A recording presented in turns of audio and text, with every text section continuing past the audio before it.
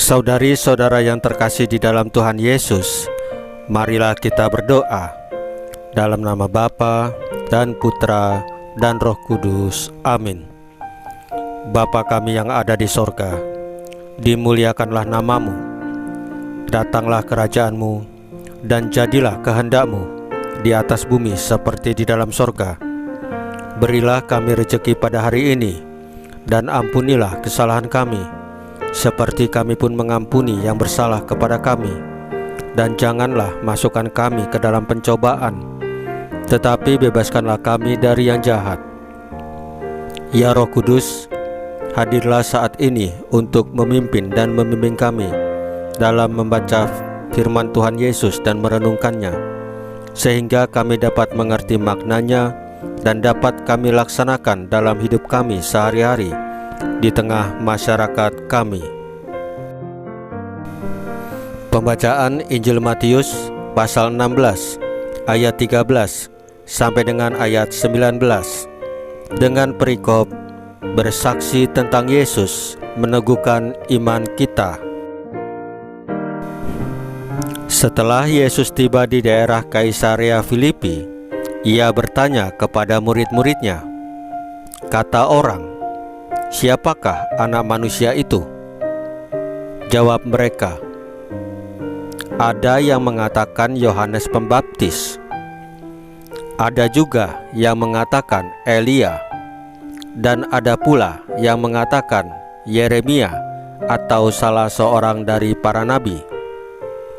Lalu Yesus bertanya kepada mereka, "Tetapi apa katamu, siapakah aku ini?" Maka jawab Simon Petrus, "Engkau adalah Mesias, Anak Allah yang hidup." Kata Yesus kepadanya, "Berbahagialah engkau Simon bin Yunus, sebab bukan manusia yang menyatakan itu kepadamu, melainkan Bapa-Ku yang di sorga.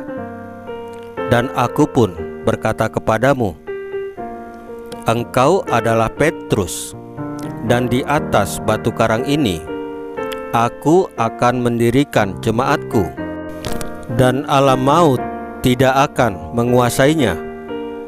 Kepadamu akan kuberikan kunci kerajaan sorga.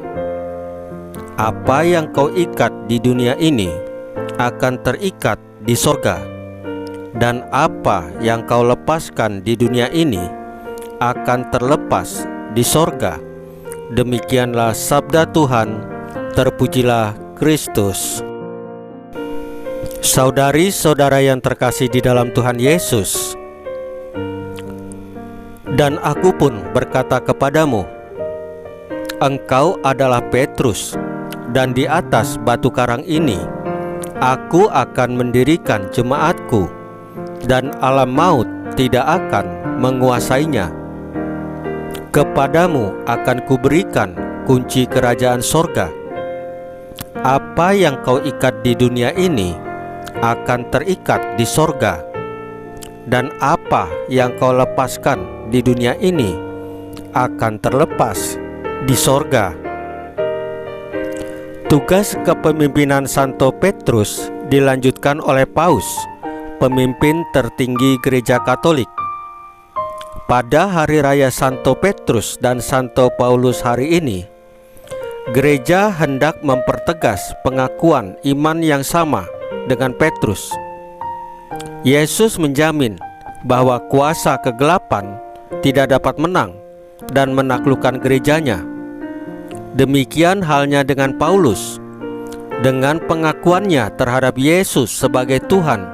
Ketika dia memperoleh pengalaman ditegur oleh Yesus dalam perjalanan ke Damsyik, Paulus menjadi dasar yang kokoh melengkapi pengakuan Petrus terhadap Yesus Sang Mesias, Anak Allah yang hidup.